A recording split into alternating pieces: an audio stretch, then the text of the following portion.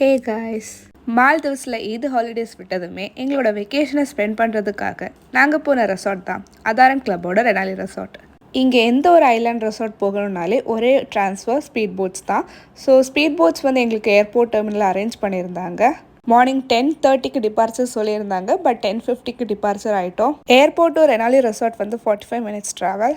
போகிற வழியில் நிறைய ரெசார்ட்ஸை க்ராஸ் பண்ணி தான் போயிட்டு இருந்தோம். நாங்கள் உட்காந்துருந்தது கூட லாஸ்ட் சீட். ஸோ எங்களோட எக்ஸ்பீரியன்ஸ் வந்து ஸ்பீட் போட்டில் ரொம்பவே நல்லா இருந்துச்சு. ரெனாலியை வந்து சேர்ந்ததுமே எங்களை வார்ம் வெல்கம் பண்ணாங்க.